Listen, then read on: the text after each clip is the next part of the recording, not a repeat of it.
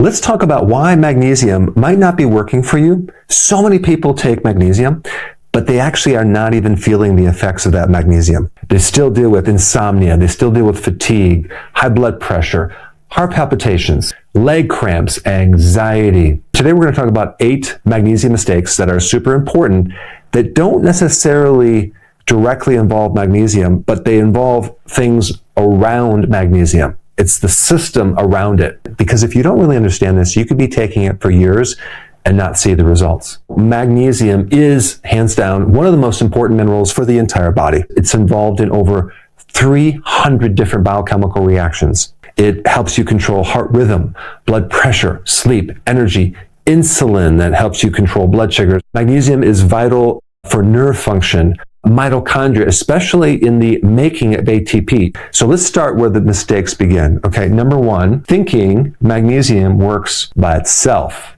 And all you need to do is just take magnesium and it'll work. Not true. The most important helper cofactor is vitamin D. And also, on the flip side, in order for vitamin D to work, you also need magnesium. They both are dependent on each other. And I'm not talking about just the regular amount of vitamin D that people recommend, like 600 IUs. You need at least 4,000, 5,000, 10,000 IUs of vitamin D3 to have sufficient amounts for magnesium to work. And that brings us to another point. So many people are deficient in vitamin D. They don't even know it. And that could be the reason why they're expressing magnesium deficiency symptoms. Not only because they're missing magnesium, but they're also missing vitamin D3. But it doesn't just stop there. Vitamin B6 is also necessary for magnesium to get into your cells. You also need another mineral called potassium for magnesium to work. And out of all the minerals that you need large amounts of potassium, like 4,700 milligrams per day. Rarely does anyone get that much. So a lot of people are deficient in potassium as well. Now, another mineral that's needed for magnesium is sodium. A lot of people get enough sodium, but when you go on a low-carb diet, you lose a lot of fluid. And with that, you lose a lot of sodium. So some people have symptoms of weakness in the muscle when they start a low-carb diet because they need more sea salt. But just realize you need salt to also make magnesium work. Let's go to number 2, ignoring cell membrane damage. Remember I said that most of the magnesium is inside your cell? Well, in order to get inside the cell, it has to get through this membrane right here. And a lot of people have damage in the membrane. And so then the question is, what damages the membrane? The big one is seed oils. An average person consumes between 20 and 25% of all their calories from seed oils, corn oil, soy oil, canola, cottonseed, concentrated fats that ancient man never consumed in abundance, and they're highly processed, which means they create inflammation. But they have the ability to embed in your membranes. They also mess with the receptors for insulin, creating more pre-diabetic situations. And so they really overload the cell with something called omega-6, which is more inflammatory. In order for that magnesium to get in the cell, you need good membranes. And this is why when someone stops consuming seed oil, it doesn't just solve the problem overnight. It takes literally like 600 days for all of that to be cleared out so those membranes can start working again. And I think also one symptom of a problem with the cell membranes is your arteries are rigid and you have high blood pressure. That's a clarifying symptom that you might have problems with the membranes because the inside of the body is very, very brittle and stiff. Number 3, understanding stress and what it does to magnesium. Stress is like causing a body reaction, okay? It's more of a body reaction than an emotion. It's shutting down your digestion. It's lowering your immune system. It's decreasing blood flow to certain organs, especially the stomach. This is why ulcers can be triggered by stress. That then increases the demand for magnesium and the loss of magnesium at the same time, creating a magnesium deficiency. You're just going to need more magnesium. Also, when you consume more caffeine, you lose magnesium. And so if you're stressed, anxious, overworked, wired, you're going to need magnesium. Next one is taking the wrong type of magnesium. The most common magnesium that people take when they go to the drugstore and buy it is magnesium oxide. It's the worst. You only absorb 3% of it. A much better form of magnesium is magnesium glycinate. This is magnesium attached to glycine, which is an amino acid that will increase GABA in your brain to help you sleep and be calmer. And you absorb like 80% of that. There are other forms of magnesium that are good.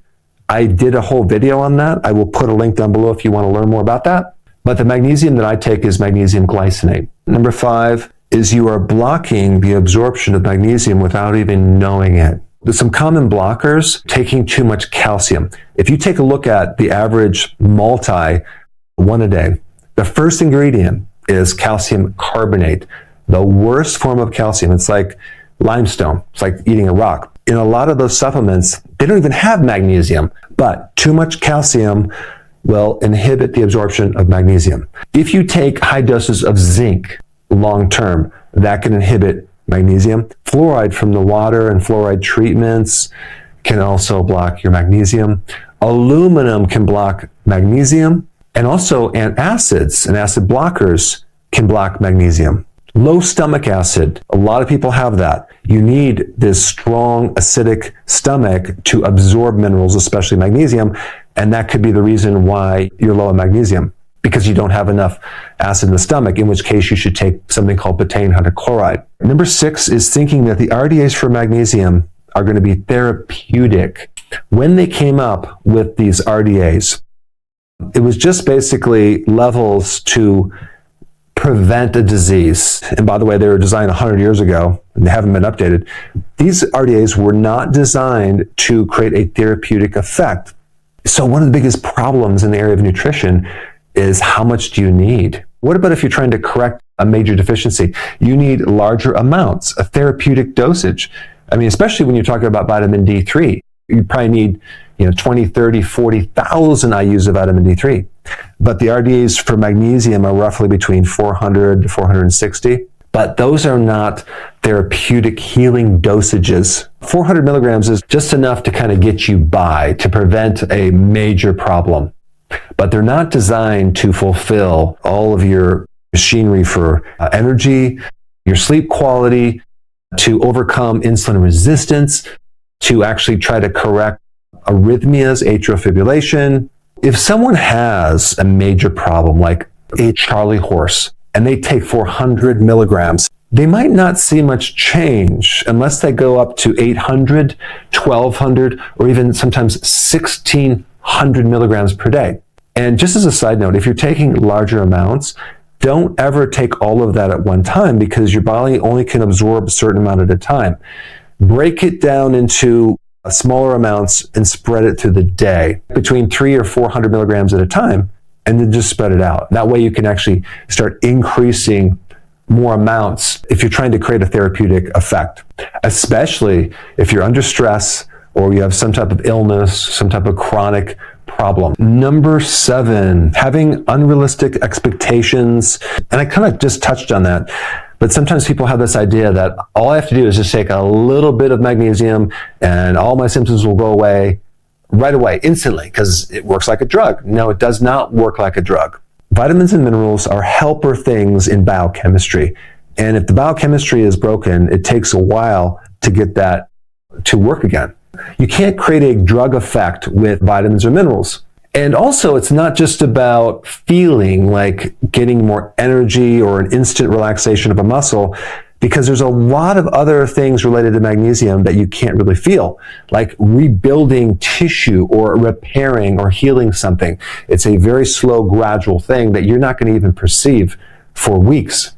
Like refilling your intracellular storage of magnesium to help balance out calcium, to help saturate certain receptors that help reduce your stress level. And magnesium is also involved in a lot of reparative actions as well. I know with me personally, I had a major magnesium deficiency, and I had these cramps that would wake me right out of bed, and they would literally just in the early morning just start cramping up and my toes would come down like this.